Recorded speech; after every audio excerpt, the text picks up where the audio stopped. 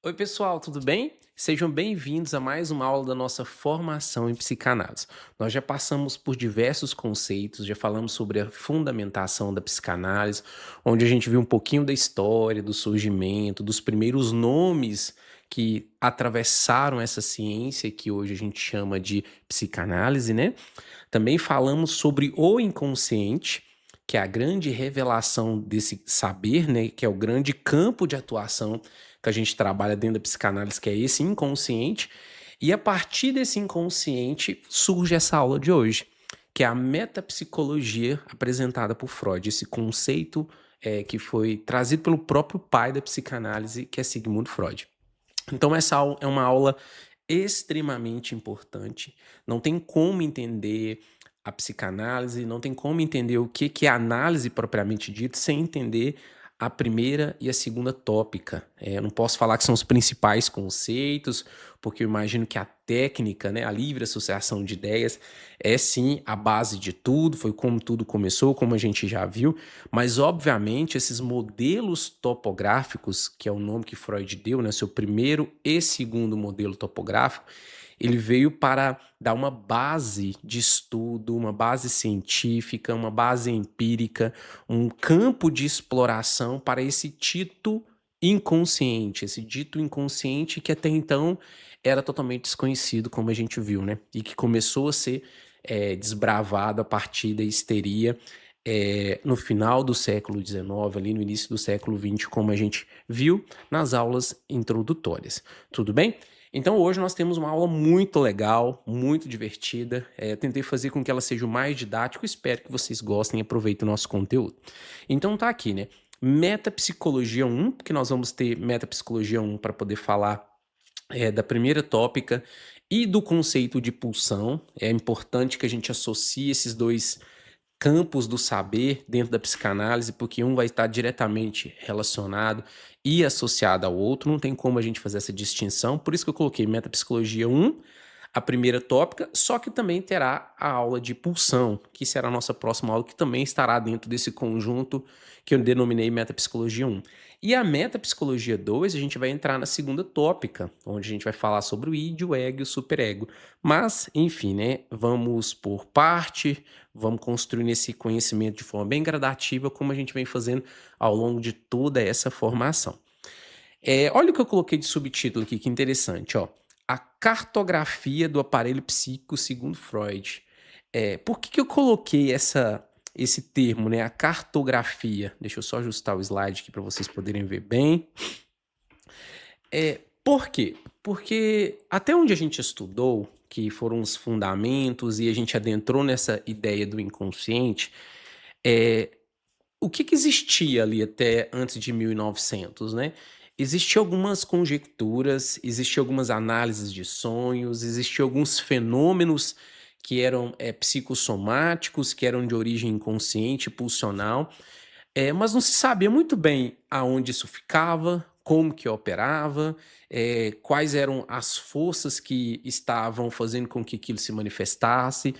Não tinha como explicar isso para uma comunidade científica que precisa reproduzir esse saber, precisa testar, precisa colocar ele à prova. eh, não existia essa possibilidade. Por quê? Porque não existia um aparelho topográfico, não existia uma metapsicologia, que seria uma forma de organização de um aparelho mental desenhado para que a gente pudesse testar tudo isso, para que se pudesse começar a teorizar, verificar se aquilo ali era reproduzível, se não era, como que funcionava, se aqueles mecanismos realmente operavam naqueles locais específicos do aparelho mental. Então, era necessário definir com mais precisão aonde isso tudo acontecia, né? Porque fala-se até então de inconsciente, mas aonde é esse inconsciente? O que tem nesse inconsciente? Como são os processos inconscientes? Tudo isso precisava ser melhor organizado, melhor estruturado. E aí foi que Freud propôs essa ideia da metapsicologia, como eu coloquei para vocês aqui, ó. A descrição clínica a explicação científica. Por que descrição clínica? Até final do século XIX, o que se existia era isso que eu estou falando para vocês. Freud olhava para o sintoma da histeria, que era a histeria da época, como eu bem disse para vocês, e dizia o seguinte: olha, esse sintoma ele é de origem inconsciente. Então, olha para você ver, há uma descrição clínica ali. Ele não está explicando aonde é esse inconsciente, ele não está explicando como é que esse processo formou, como que esse quadro sintomático se manifestou, como é que são os processos que acontecem. Não houve nada disso. Ele só analisou um sintoma clínico e descreveu um sintoma clínico. Olha, esse sintoma ele não é fisiológico, o que por si só naquela época já era um grande avanço, né? Porque para uma época onde tudo era visto como exclusivamente fisiológico ou neurológico, ou seja, era só a medicina que dava resposta para o mal-estar, já foi um grande avanço. Mas ainda assim era só uma descrição clínica. A gente precisava, era se necessário, né, se desenvolver mais, explicar a origem de tudo aquilo, porque quando a gente fala do corpo, quando a gente fala daquilo que é fisiológico, é orgânico, há uma relação de causa e efeito, há um lugar onde adoece, eu estou com um adoecimento em tal parte do meu corpo, estou com um mau funcionamento em tal parte do meu corpo. Há uma localização para aquele sintoma que explica todo aquele quadro clínico. E na psicologia da época, né? Que a gente não falou nem de psicanálise, vamos falar da psicologia e da questão mental da época. Como que fica tudo isso? A gente vai ficar meramente apontando questões clínicas? Não, eu preciso de uma explicação científica. Porque senão cai por terra. O que se fala não tem embasamento, entende? Então, houve uma necessidade de se sair de uma descrição clínica e migrar para uma explicação científica. E aí que vem ao encontro do surgimento ao longo desse final do século XIX, início do século XX, lá em 1900, principalmente com o texto Interpretação de Sonhos e outros textos posteriores que montaram a grande obra chamada O Inconsciente, de Freud, é que se vai montando essa explicação científica, né? Essa explicação metapsicológica. E aí, olha o que é interessante aqui, ó. Eu coloquei aqui embaixo para você para sinalizar. Ó. Descrever não é explicar. Catalogar sonhos, atos falhos, sintomas, criar uma coleção de curiosidades clínicas não revela a mecânica por trás de sua produção. Então, já foi um grande avanço Freud dizer que existe ato falho, né? Que a gente fala algo sem ter a consciência de falar, fala porque é uma pulsão, que é uma produção do aparelho psíquico inconsciente, é uma elaboração inconsciente, é algo que escapa, né? É super revolucionário saber que o sonho ele é uma elaboração extremamente ativa, produtiva, que revela sobre o self do sujeito, sobre aquilo que o sujeito realmente quer, sobre onde seus desejos estão alojados, sobre como o aparelho inconsciente dele se posiciona em questão de libido, de desejo, de posicionamento de vida. Tudo isso é extremamente revolucionário. Vamos pensar lá na época de Freud, assim que ele começa essa teoria. Só que isso não explica como que tá as questões por trás de tudo isso. Né? Como é que começa um sintoma? Por exemplo, quando a gente fala da histeria, dos sintomas histéricos, e a gente fala de paralisias. Tá, Freud entendeu que é de origem inconsciente, mas como é que ele vai explicar isso agora? Como é que ele vai provar? Como é que ele vai construir algo que ele consiga demonstrar de forma muito clara que aquele sintoma histérico da época que gerava aquela paralisia naquelas mulheres, como por exemplo em Ana Oca a gente aprendeu ao longo das outras aulas, era inconsciente, o que que é esse inconsciente, o que que tem além desse inconsciente, como é que esse inconsciente se organiza, precisava se produzir mais. Aí surge, então, né, a ideia da metafísica, da metapsicologia. O que que é a metapsicologia? É algo que vem para explicar aquilo que está além do que era tido como mente na época. Por quê? Porque naquela época, quando a gente falava de psiquismo, quando se falava de mente, dava a ideia de consciência. Então, mente e psiquismo era quase que o sinônimo de inconsciente, de psíquico. Então, quando o sujeito falava assim, olha, isso é algo que está no seu psique. Era a mesma coisa de falar, isso é algo que está na sua consciência.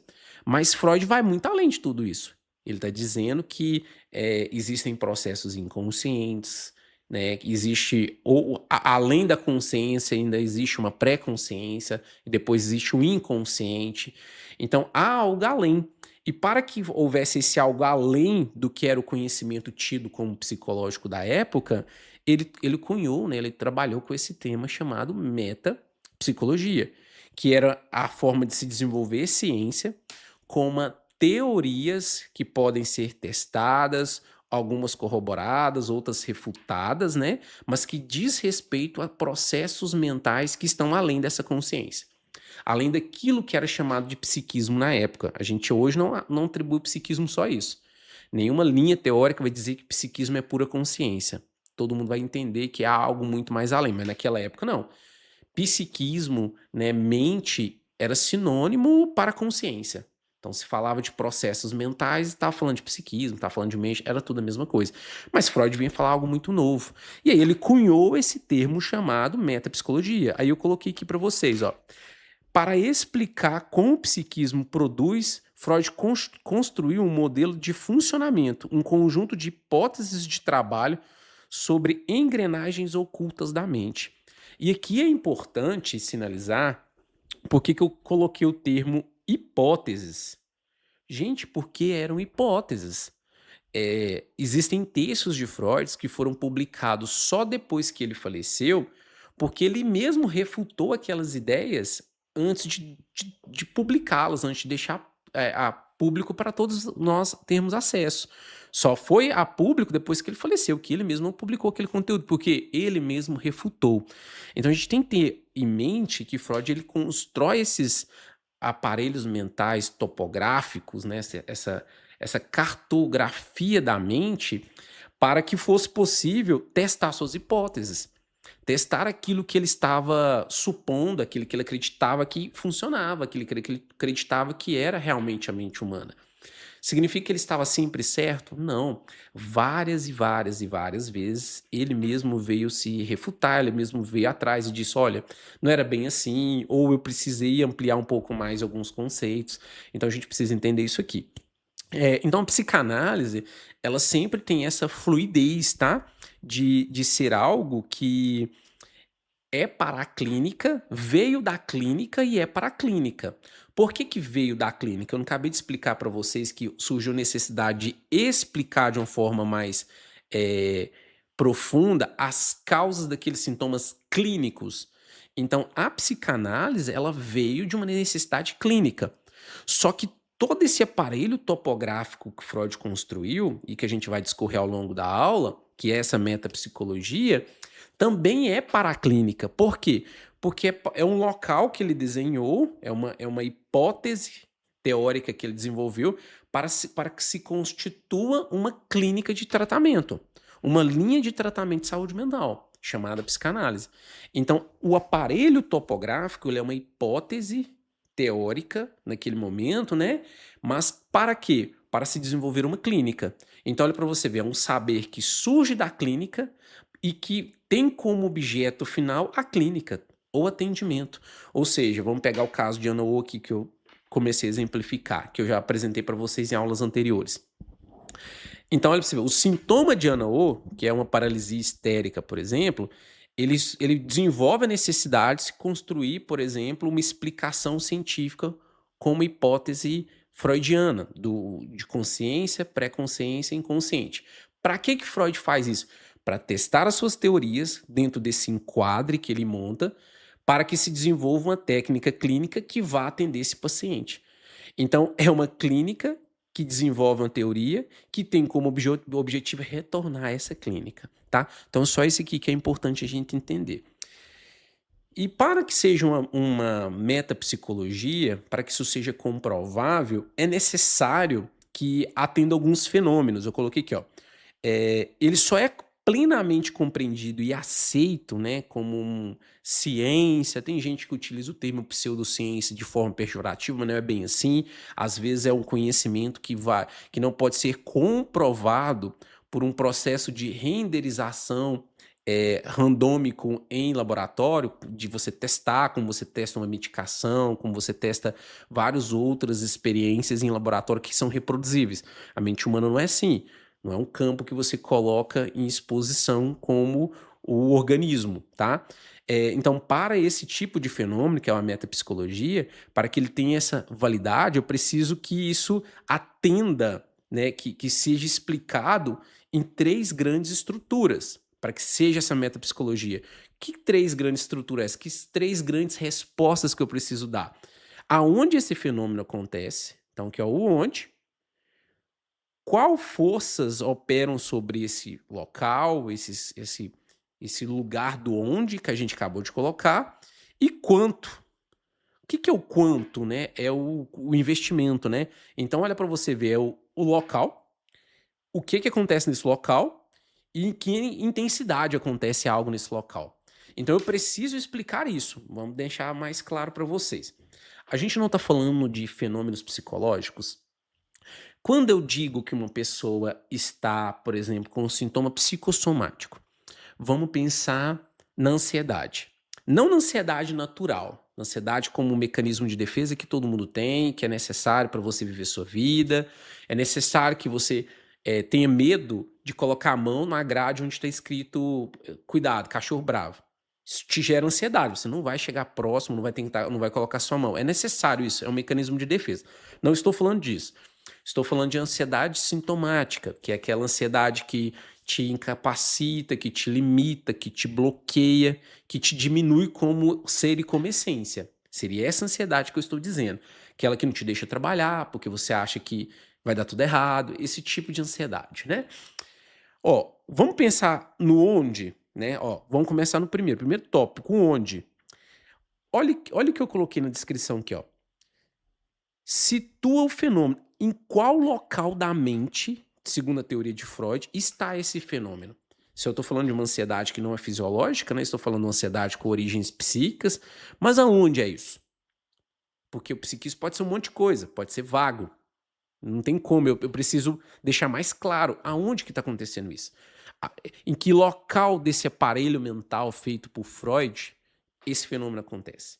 Essa ansiedade, essa depressão, esse pânico, em que lugar? A gente vai aprender que Freud teorizou três lugares, né? Ele teorizou a consciência, a pré-consciência e o inconsciente. Então, a primeira coisa desse aparelho metapsicológico ele exige é que a gente fale aonde o fenômeno está acontecendo. E Freud vai dizer que pode ser um desses três lugares, certo? E a gente vai teorizando um pouco mais sobre isso. Mas, para que seja essa ciência que atenda a essa metapsicologia proposta por Freud, um dos primeiros elementos que a gente precisa, um dos primeiros tópicos que precisamos é o onde. E aí vem esse tópico, né, de aparelho topográfico, né, de localização, tá bom? Nós temos uma segunda exigência dessa metapsicologia. Qual que é essa segunda exigência?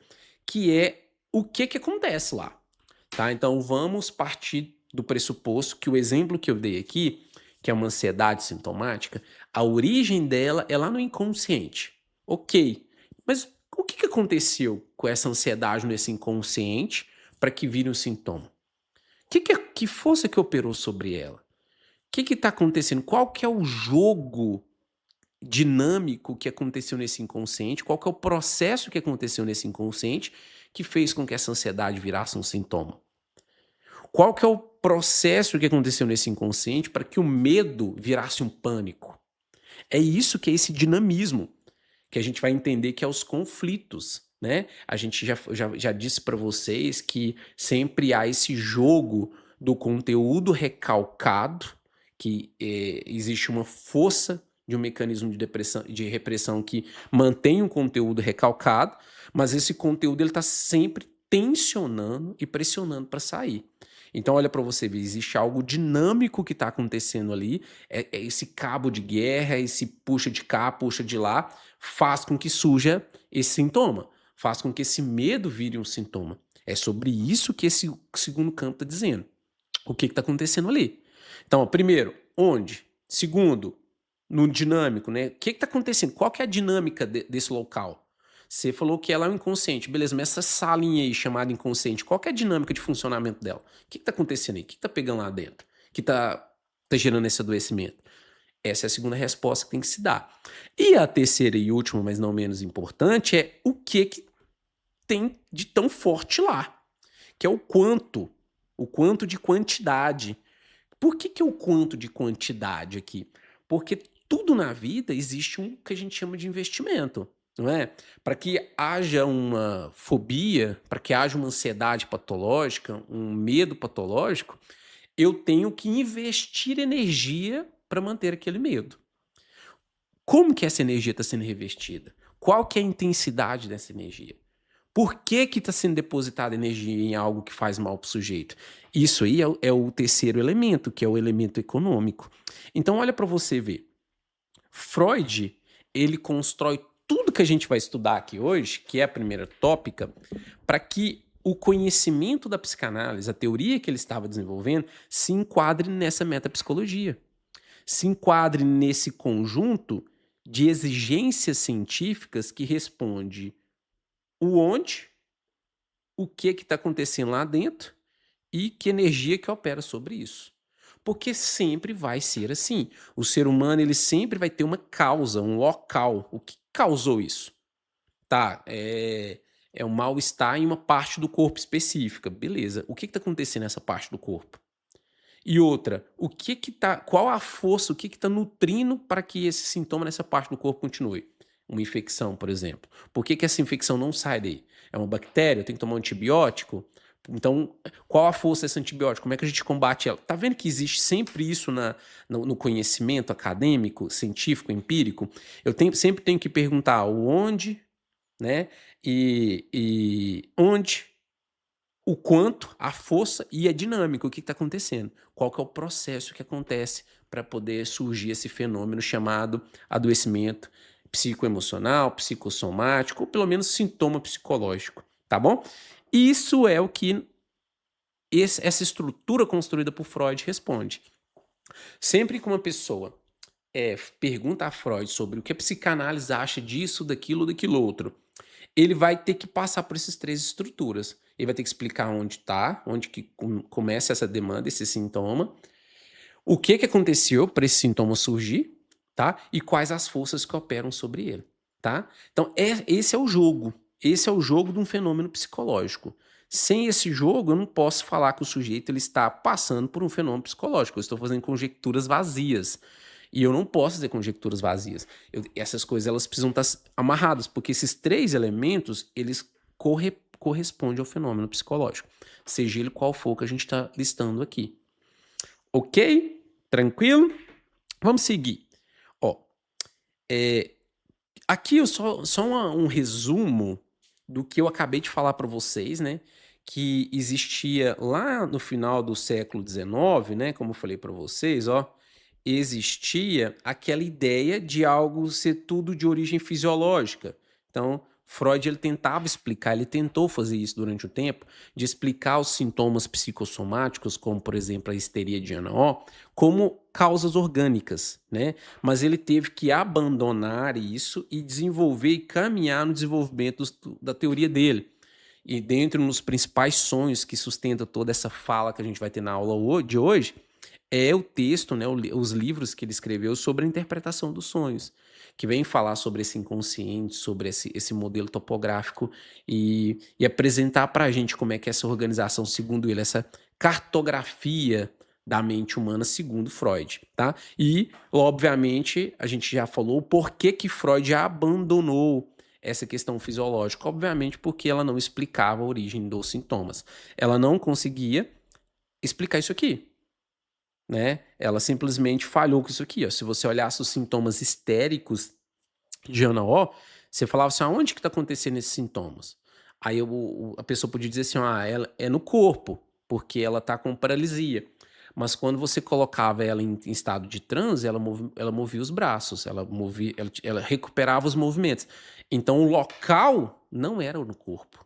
Então, se não era no corpo, era em algum outro lugar. Qual que é a dinâmica? O que aconteceu? Não aconteceu nada. Nada, pelo menos, vamos dizer assim, de lesão, uma causa, um acidente. Então, todas essas três perguntas aqui deixavam lacunas sem responder, no caso de Janot, fazendo com que Freud, não só no caso dela, como outros casos que ele estudou, entendesse que ele tinha que buscar resposta para além e tinha que ser uma resposta dentro da metapsicologia.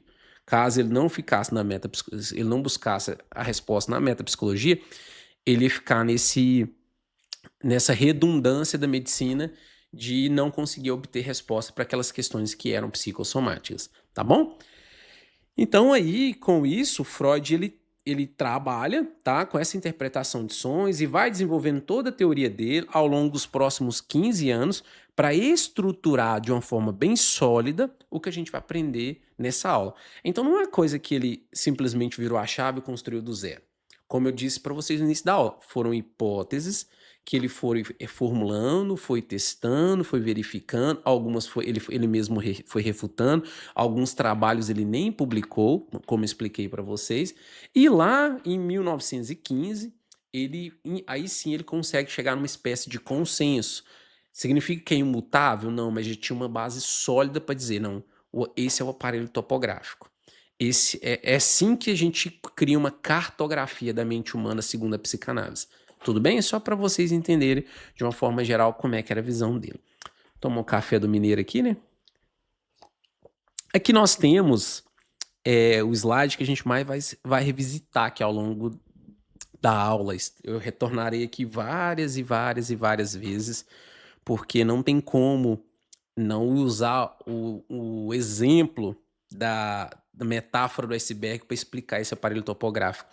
Academicamente falando, eu acho que é a forma mais fácil a gente visualizar o que é consciência, o que é inconsciente, o que é pré-consciência. Já vou deixar uma ressalva. Esse não é o exemplo que Freud traz, ele traz o exemplo do salão, e eu vou explicar esse exemplo mais para frente, mas para fins didáticos a gente vai utilizar sim o exemplo do iceberg, tá? Por que ele é uma boa metáfora para a gente entender, né? Porque ele fala de uma espécie de rebaixamento de consciência, bem como uma espécie de rebaixamento de percepção de si. Vou dar um exemplo para vocês. Aqui em cima, nessa parte mais superior, a gente tem a consciência. Então tá aqui, né, a consciência, nessa parte mais superior. A consciência é a ponta que a gente consegue ver do iceberg. Por quê? Não sei se vocês se recordam, mas acho que não tem ninguém que não viu o filme, né? O Titanic. O que é a ideia do Titanic? Quando você via aquele grande iceberg, na verdade, de fora, ele era bem pequeno, né? O que rasgou o casco ali do navio em Titanic foi o que estava embaixo da água e que a tripulação em si que estava operando aquele grande navio não conseguia ter dimensão de tudo aquilo, do quão grande era abaixo, porque na verdade é assim que é um iceberg. Um iceberg, via de regra, a menor parte é a que está na superfície, é que você consegue ver claramente. Se você chega na parte, vamos colocar assim, na margem, aqui, mais ou menos aqui de um iceberg, e você olhar para baixo, você ainda vai conseguir ver um pedaço desse iceberg para baixo da água, tá? Vem comigo daqui a pouco essa metáfora que ela vai fazer sentido, tá? Então, se você chegar aqui na margem e olhar para dentro da água, você vai ver que ainda há iceberg aqui para baixo. Você consegue ver um pouquinho desse espaço aqui, ó, tá? Você consegue ver, não, ainda tem mais iceberg. Só que o que acontece? Nessa parte mais de baixo aqui do iceberg é onde a luz ela já não chega. Então, a luz ela não consegue chegar até aqui. E se a luz não consegue chegar até aqui, os nossos olhos, que precisam de luz para poder enxergar, não conseguem enxergar. Então, toda essa parte do iceberg aqui, que na verdade é a maior parte do iceberg, ela não pode ser percebida por nós. A gente não consegue enxergar. Por isso esse iceberg é uma metáfora tão boa. Porque o nosso aparelho mental, pelo menos a forma como ele foi apresentado por Freud pra gente, ele funciona mais ou menos assim. Existe parte da nossa consciência que ela é visível, parte que a gente consegue acessar com um certo esforço, e existe uma parte que a gente não faz nem ideia que tem. Tá totalmente obscuro para nós, tá? E é por aí que a gente vai caminhar aqui na aula para vocês entenderem o que é consciência, o que é inconsciente e o que é pré-consciência, ok? Vamos lá. Eu vou ir voltar alguns slides só para ficar mais didático. Vou estar sempre retornando aqui e fazendo algumas anotações, algumas linhas aqui para ficar bem didático para vocês, tá bom? Então vamos lá. Olha o que a gente tem de consciente primeiro, que seria essa primeira parte aqui de cima, tá? Por isso que eu falei que eu vou estar sempre voltando. Vamos falar sobre a consciência primeiro. Olha o que a gente tem. Primeiro, para vocês que não estão familiarizados com a linguagem, com o estilo de escrita da psicanálise, sempre que vocês vê o CS, está se referindo à consciência, está se referindo ao aparelho topográfico um que divide a mente humana, faz esse retrato cartográfico da mente humana em consciência, pré-consciente e inconsciente, e esse CS se refere à consciência, tá bom? Olha para você ver aqui, ó. Para Freud, a consciência que é essa consciência? Ela é meramente fica parecendo que é pouco, né? Mas ela se restringe muito mais a uma percepção através dos órgãos de sentido do sujeito da sua vida, da realidade ao qual ele está posta, da realidade das coisas ao qual ele foi inserido. Por isso que ele coloca aqui, ó, qual que é a função? É a função, o órgão sensorial de percepção atual, ele age sobre essa consciência. Então, o que é consciência? Eu, por exemplo, agora eu estou consciente. E eu tenho consciência através das minhas visões, da minha audição, do meu olfato, de tudo que eu estou dando aula para vocês, que vocês estão me ouvindo, que vocês estão prestando atenção, que eu consigo ter acesso a essa consciência através dos meus órgãos de sentido. Então eu interajo com essa realidade, essa realidade ela me atravessa de alguma forma e isso é a consciência. É esse dia a dia, aonde eu falo coisas que eu quero dizer. Exemplo aqui, eu estou falando qualquer palavra para vocês aqui? Não. Obviamente que eu estou usando uma linguagem que eu acho que é mais adequada para esse ambiente. Eu estou focado nas minhas memórias do que diz respeito à psicanálise, eu estou deixando outros assuntos de lado. Então, vou deixar assuntos de lado sobre questões pessoais, questões de política, questões de futebol, questões de. Por quê? Porque o foco é psicanálise. Tudo isso são decisões conscientes, não é? Entende? Eu escolho falar, eu controlo o que eu falo. A gente vai entender mais para frente que existe falhas, né, nessa consciência. Daqui a pouco a gente vai explicar um pouco mais sobre isso. Mas tudo isso é a consciência. É você operando sobre essa realidade com seus órgãos de sentido. Não tem muito segredo para entender, né? Olha o que interessante aqui, ó. A proporção é a menor parte do aparelho e não o seu centro. Eu disse para vocês que antes de Freud, a consciência ela resumia o psiquismo. Então, quando as pessoas iam falar sobre o que é mente, elas falavam de consciência. Aqui que é sua mente, é a sua capacidade de pensar, de tomar decisões, de racionalizar, de trabalhar em cima de problemas matemáticos. Isso aí era o psiquismo humano, antes de Freud, né? Então, olha para você ver. Freud ele diz o seguinte: não, peraí, isso é só a menor parte do seu aparelho mental. Existem coisas bem maiores, aí aqui a gente está falando de tamanho em quantidade de representação desse aparelho topográfico.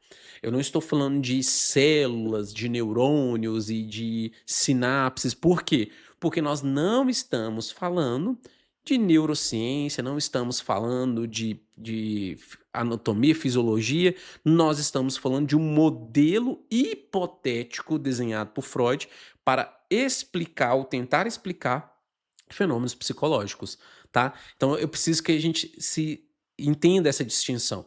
Por mais que hoje grande parte do avanço da neurociência, que hoje tem muitos recursos tecnológicos que ajudam a explicar melhor esses fenômenos psicológicos, a gente consiga casar esses dois campos do saber, não é a proposta. Por mais que a gente consiga fazer isso, a proposta é entender que a gente estava falando de uma representação teórica de um aparelho psicológico que não pode ser mensurado com objetos e com uma metodologia científica de uma reprodução randômica controlada dentro de um laboratório. Isso precisa estar muito claro. Mas a gente hoje já sabe que a neurociência vem para validar um monte de coisas que a psicanálise já falou, tá? Só deixando esse adentro aí. Mas no aparelho mental, nessa representação psíquica tratada por Freud, é a melhor parte. Freud acredita que existe nos outros níveis da mente uma dimensão muito maior do que essa consciência. Então, essa é muito importante a gente entender. Natureza. Por que a natureza da consciência ela é efêmera? Porque o processo ao qual ela se distingue, ela é muito limitada, é muito básica, é muito efêmera no sentido de simples, né? No sentido de algo muito brando, raso, que os processos, quando eles vão para o nível mais inconsciente, eles são muito mais amplos, muito mais elaborados. É nesse sentido que ele quer dizer que a consciência ela é efêmera. Não significa que ela não é importante. Pelo contrário, nós precisamos do aparelho mental como um todo. Mas nesse sentido de processos mentais, ele tem processos muito mais efêmeros do que os processos inconscientes. Porque, pensa para vocês verem, eu quero dar aula para vocês, eu acesso um conteúdo armazenado, que eu tenho na minha memória, e apresento esse conteúdo para vocês. Por mais que é um processo mental complexo de ser feito, ele é muito menos elaborado do que uma aí, desculpa a redundância, mas é o conceito mais correto, do que uma elaboração inconsciente, que são aqueles processos que acontecem, que se são formados dentro do seu inconsciente e do meu, e que a gente já viu alguns e vamos caminhar por alguns aqui ao longo da aula. Tudo bem? Então, só isso aqui para a gente entender. Voltando aqui, então olha para vocês verem, em questão de proporção, ele é muito menor. Olha para vocês ver, eu vou até pagar essa link, vamos pegar aqui para você ver, ó. Aqui a gente tem a consciência. Aqui a gente tem uma representação do pré-consciente. E aqui a gente tem uma outra representação do que Freud chamou de inconsciente. Conseguem perceber o quão menor é a representação para Freud dessa consciência? É nesse sentido que ele quis dizer, tá? E que ele está muito direcionado a essa questão da percepção consciente e dos órgãos de sentido para lidar com essa realidade. Óbvio que isso é extremamente importante, mas a gente precisa entender que, do ponto de vista de processos inconscientes, tem uma representatividade bem menor. Tudo bem? Então, retomando aqui, a gente viu o que é essa consciência. Daqui a pouco eu vou dar alguns exemplos e aí a gente consegue caminhar bem de uma forma bem didática, mas vamos só passar pelos slides para não ficar nenhum para trás, tá? Vamos para o próximo, olha aqui o que ele diz. Quando a gente está falando de pré-consciente, que é um nível um pouquinho mais baixo, é aquilo ali quando você chega na margem daquele iceberg e consegue enxergar um pouquinho ali, ele já fala que esse pré-consciente ele já tem uma proposta mais ampla. Por quê? Porque ele é o verdadeiro depósito da sua mente. É lá no seu pré-consciente que você vai acessar informações que no seu dia a dia não são tão necessárias, mas que você vai precisar em um determinado momento. Exemplo, eu preciso 24 horas por dia desse conhecimento que eu estou transmitindo para vocês? Não.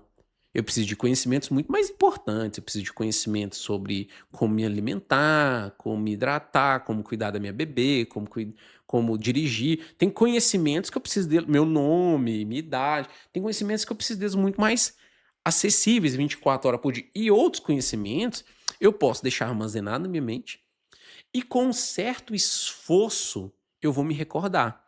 Que é o que eu estou fazendo aqui agora. Eu preciso esforçar um pouco mais para buscar alguns exemplos, buscar algumas ideias, organizar alguns saberes que eu estudei ao longo da minha carreira para me transmitir para vocês. Eles não estão disponíveis imediatamente na minha mente. À medida que eu vou dando aula para vocês, eu vou me recordando, eu vou acessando esses conteúdos, eu vou me esforçando um pouco mais e eu vou acessando tudo isso. Então é onde há realmente esse conteúdo armazenado ao longo da nossa memória. Olha o que eu coloquei aqui, ó. O pré-consciente, ó, o verdadeiro depósito da mente. A fronteira decisiva não é entre perceber e pensar, mas entre o inconsciente e o resto.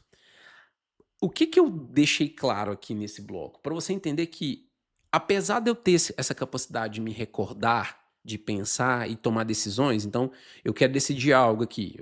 Qual exemplo que eu vou dar para vocês? Eu estou fazendo isso de forma consciente. Mas para tomar essa decisão, eu preciso acessar algumas informações que vão me capacitar a tomar essas decisões. Então eu já saí da consciência, fui no inconsciente para acessar as informações e assim voltar para a consciência e tomar uma decisão. Esse parágrafo, Freud está dizendo o seguinte, que para além de tudo isso, isso é importante, mas para além de tudo isso, o mais importante é o que está no inconsciente, tá? Para além de tudo isso, para além dessa consciência pré-consciente, é o que está lá no inconsciente, tá? Por isso que eu me desprendi várias aulas com vocês antes dessa só sobre o inconsciente. Porque para que vocês consigam entender essa aula e algumas ilustrações que eu irei trazer para vocês, era interessante que vocês entendessem o que era o inconsciente apresentado por Freud. Afinal, grande parte da teoria dele, se não a maior parte da teoria dele, vai ao encontro desse inconsciente. Mas voltando aqui para a pré-consciência, né? Olha o que a gente colocou aqui, ó. Primeiro, conteúdo, conhecimentos e lembranças, ó, endereço, tabuada, nomes, não presentes agora, mas que eu posso acessar. O que se trata disso aqui, gente? É o seguinte: se você me perguntar a tabuada agora, essa informação ela não está na minha cabeça. Eu não estava pensando na tabuada nesse exato momento. Mas assim que você me faz essa pergunta, assim que você me questiona sobre a tabuada, eu vou acessar a minha memória. E se essa informação estiver na minha memória, eu vou te apresentá-la. Eu vou conseguir acessar. Por um pouco de esforço, eu me recordo e dou ela para você. Então, o conteúdo desse pré-consciente são essas memórias, aonde eu posso acessar o nome de um livro que você me pergunta para te indicar, o nome de um filme, indicar o nome de um amigo, de uma pessoa, enfim, qualquer conteúdo que esteja na minha memória, que não está disponível nesse momento para mim, mas com o mínimo de esforço eu consigo acessar. Esse é o conteúdo desse pré-consciente. Qual que era o conteúdo da consciência que a gente viu? Era as suas percepções conscientes. Sua visão, sua audição, sua percepção e sua capacidade de interagir com a realidade. Era isso. Aqui a gente já está falando de memórias. Tá vendo que já está mudando um pouquinho? Quando a gente vai rebaixando um pouquinho mais. Olha como é que eu acesso. Como é que eu acesso esse pré-consciente? Porque a consciência ela está posta pra gente, né? Se você é um indivíduo adulto, ou pelo menos uma criança que já desenvolveu esse aparelho mental, um pré-adolescente, por exemplo, você tem toda essa estrutura. Como é que você acessa a consciência? Ela está posta para você. E o pré-consciente? Ó, o pré-consciente está disponível através de um simples esforço de atenção. Então não é que ele está aqui à disposição de você 24 horas, você vai precisar se esforçar um pouquinho para acessar. Dependendo de qual conteúdo você quer acessar, e se for um conteúdo muito antigo, um conteúdo que tem muito tempo que você não lida com ele, que você não retorna ele para sua consciência, talvez você precise de um esforço maior. Por isso que às vezes a gente fica vários minutos tentando lembrar o nome de um filme, tentar lembrar o nome de uma pessoa, tentar lembrar o que fez em uma determinada data, porque você vai precisar se esforçar um pouco mais. Mas você vai conseguir, tá bom? E a gente tem o regime, né? Como que opera, o que que acontece, como que funciona esse pré-consciente, ó. É um processo secundário. Pensamento organizado, lógico, tolerância à espera. Isso aqui eu vou explicar de uma forma mais detalhada o que que é esse processo secundário. Que o processo secundário é porque antes de você ser pré-consciente e antes de ser consciente, você em algum momento da sua vida você foi inconsciente, como por exemplo uma criança. Uma criança ela não tem um aparelho topográfico montado quando ela nasce. Então ela age de uma forma muito mais pulsional, com muito mais liberdade pulsional. Esse é um processo primário.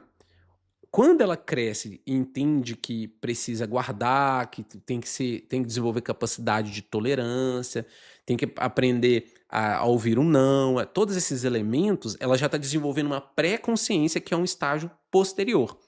Por isso que a ordem é contrária. O pré-consciente é um processo secundário, um processo psicológico secundário. E o inconsciente, que a gente vai ver a seguir, seria um processo primário. Então a gente tem essa distinção a ser feita aqui. Ok? Bem tranquilo, né? Então eu vou acessar os conteúdos, vou passar esses 3 slides e eu vou fazer vários exemplos lá naquele iceberg para ficar bem didático e você gravar tudo que a gente viu aqui. Só quero garantir que eu não vou deixar nenhuma parte do material sem apresentar para vocês. Beleza? Então vamos lá. O inconsciente, obviamente que aqui está o grande pilar de todo o nosso estudo, a grande fonte que a gente tanto bebe aqui, por isso que a gente aprendeu tantas aulas para poder falar sobre esse inconsciente, né? Mas o inconsciente ele tem algumas questões principais que a gente precisa entender. Primeiro, ó, seu conteúdo não nascem, não surgem, eles não têm a mesma forma de funcionamento da consciência e do pré-consciente. Por mais que você queira acessar esses conteúdos, como você fez ali na consciência, no pré-consciente, aqui existe uma resistência. Aqui existe um bloqueio. Existe algo que te impede de você acessar esse conteúdo. Por que que existe algo que te impede de acessar esse conteúdo? Porque os conteúdos que estão lá no inconsciente, eles foram recalcados. Eles não sofreram o mesmo processo do conteúdo que está lá no seu pré-consciente. Eles foram colocados no nível mais baixo da sua consciência por algum motivo. Seja porque foi uma experiência traumática, seja porque foi uma experiência extremamente tensional, angustiante, e que seu aparelho mental, para te proteger, por isso a gente chama isso de mecanismos de defesa, fez com que você esquecesse, que você não tivesse acesso a isso. Então, olha aqui, ó. Seus conteúdos não são. Você não acessa esses conteúdos pela consciência, por mais que você queira. É questão de força, não de memória. Isso é muito importante de entender. Porque às vezes, no processo de análise, o paciente ele está falando sobre aquilo que é de origem consciente, aquilo que é da origem do sintoma dele, do problema central dele, mas ele não percebe aquilo. Ele não está conseguindo visualizar algo que para nós que estamos ouvindo o paciente, ouvindo atentamente o paciente, está muito claro. A gente está percebendo, olha, o seu problema é essa questão que você tem mal resolvida com seu pai, lá na sua infância. Ele já contou essa história 5 vezes, mas ele não percebe que ele tem uma compulsão à repetição na história mal elaborada com o pai. Ele só repete aquilo. Por quê? Porque essa experiência para o sujeito ela é inconsciente.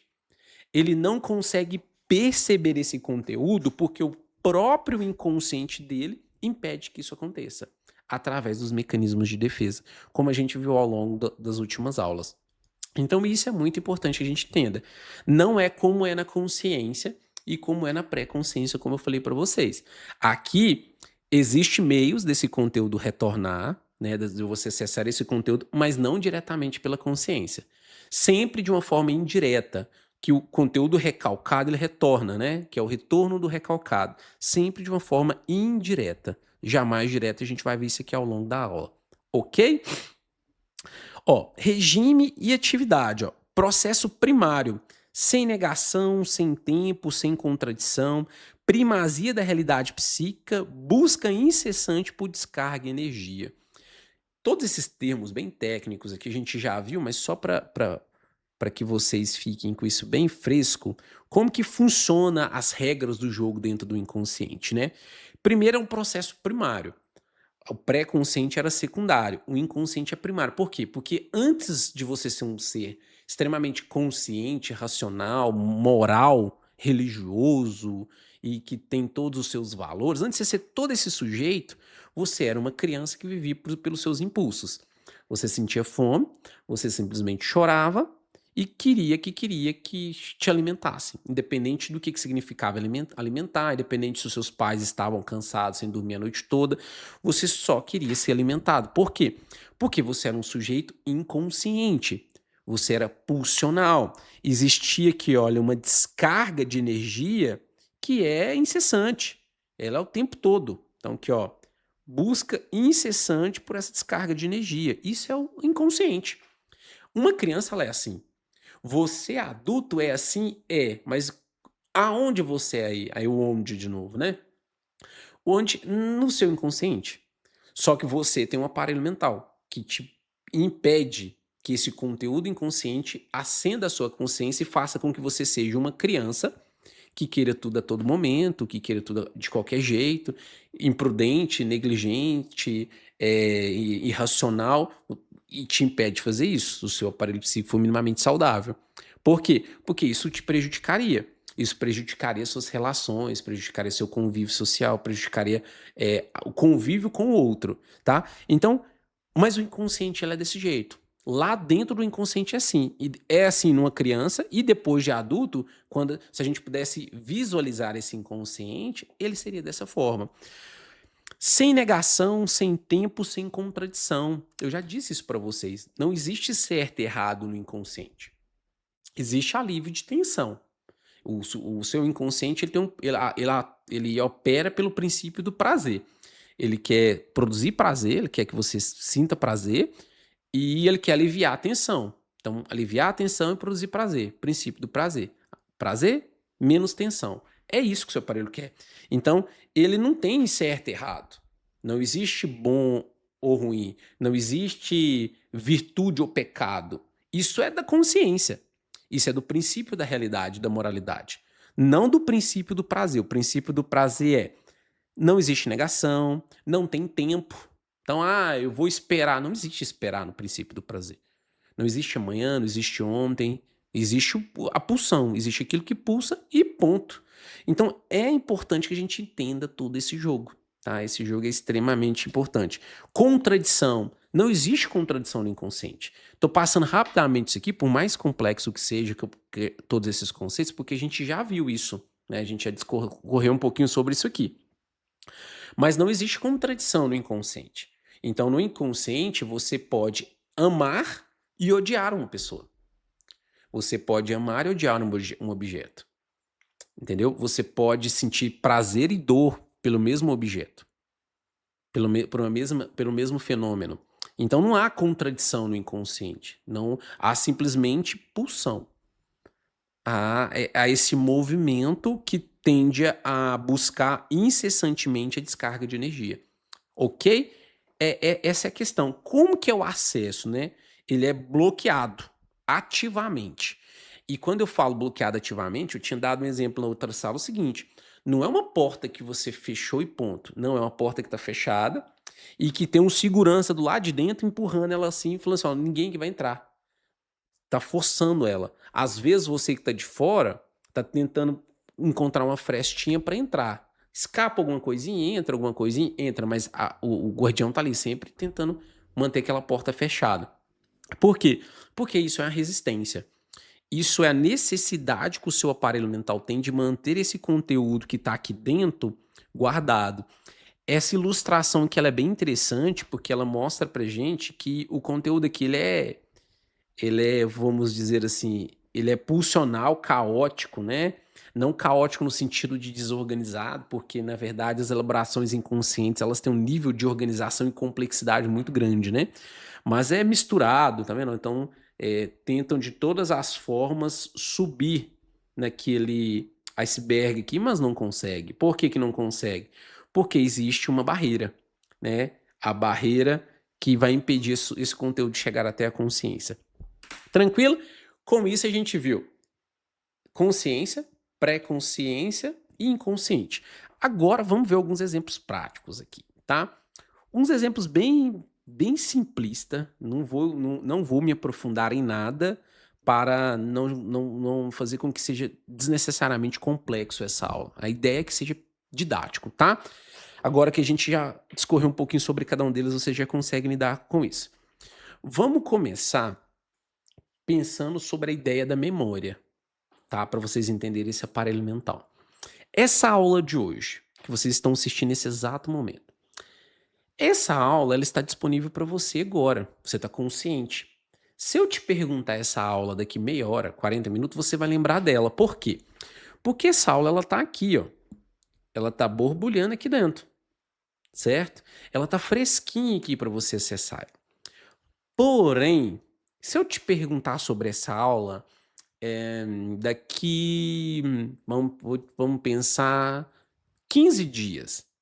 Talvez, se eu tiver conseguido ser muito envolvente, se você gostar dessa aula, se você se identificou com algo nessa aula, talvez você ainda lembre dessa aula. Mas com certeza você já vai ter esquecido de algumas coisas. De alguns tópicos que eu falei, de alguns exemplos que eu dei. Por quê? Porque essa aula daqui 15 dias, ela já vai estar aqui, ó. Ela já vai estar aqui. Então, essas linhas atravessadas aqui que eu estou colocando é a aula, tá? Olha o que está acontecendo com essa aula. Olha que interessante. Deixa eu achar aqui a seta.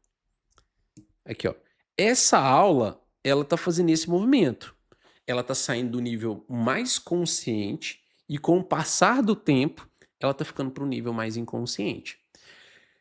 Daqui 1 mês, 2 meses, se te perguntar dessa aula, você vai acessar lá no seu pré-consciente o que você armazenou, né, dessa aula, o que você guardou, e você vai conseguir se recordar de alguma coisa.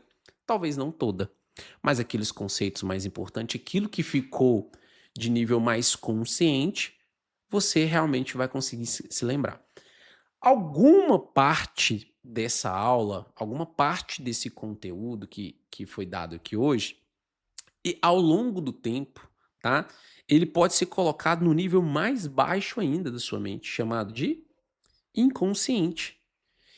E uma vez que esse conteúdo ele tá lá no seu inconsciente, significa que é um conteúdo pouquíssimo acessado por você, ou que é um conteúdo que foi extremamente angustiante, tensional ou adoecedor para você, e ele foi colocado lá no nível mais baixo da sua mente, aonde você já não tem mais acesso a ele. Então, o processo de armazenamento de memórias, muitas vezes ele é assim, ele vai às vezes ele deixa um rastro na sua consciência, no seu pré-consciente, no seu inconsciente. Ou às vezes esse conteúdo ele é todo recalcado para a sua inconsciência.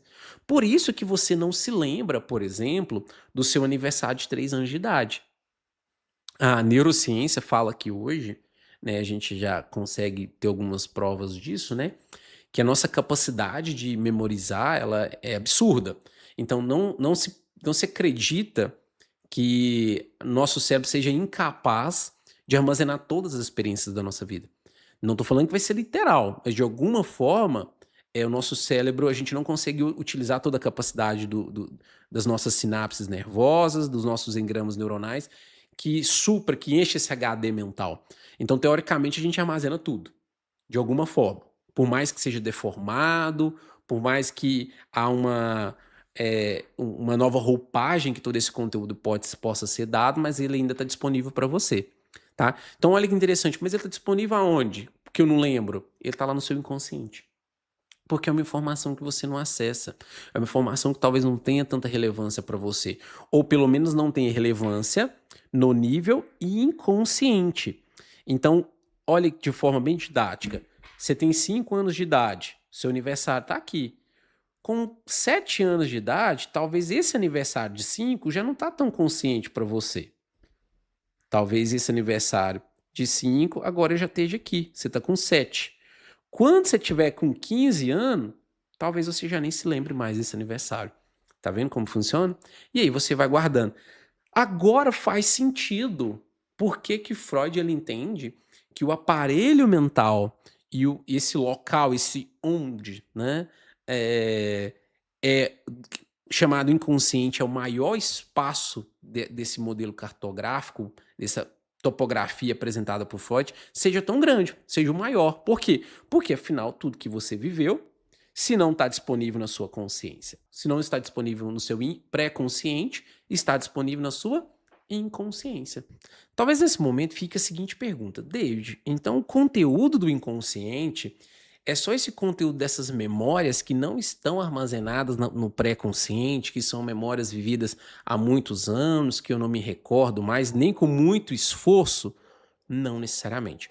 O conteúdo do inconsciente também vai estar revestido daquele conteúdo que foi reprimido e recalcado, que a gente já falou sobre isso em aulas anteriores, mas vocês não viram nessa dinâmica topográfica. Vocês não viram como que esse conteúdo ele sai da consciência, vai para o pré-consciente e chega até a inconsciência e lá é mantido pelos mecanismos de defesa para preservar a sua integridade, preservar a sua consciência de viver aquele conteúdo angustiante, aquele conteúdo que te gera sofrimento, aquele conteúdo que de alguma forma te gera um mal-estar.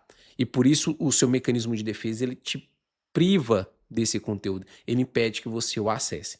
Mas nós iremos ver isso na nossa próxima aula. Por quê? Porque a gente já vai ver com alguns casos concretos, alguns estudos de casos para me ilustrar para vocês de como que é essa formação sintomática, de como que é uma formação do sonho, de como que é o ato falho, como que esse processo acontece, da consciência para o pré-consciente, para o inconsciente, do inconsciente retornando, o retorno do recalcado para a consciência, mas para isso a gente vai ver com o estudo de caso. Então vamos começar com o estudo de caso, eu vou trazer um exemplo para ilustrar e a gente discorre ao longo da próxima aula, para que essa aula não fique muito extensa e de difícil digestão por vocês, tá bom? Espero que vocês tenham gostado da aula até aqui. Vejo vocês na próxima aula. Um forte abraço, fique com Deus.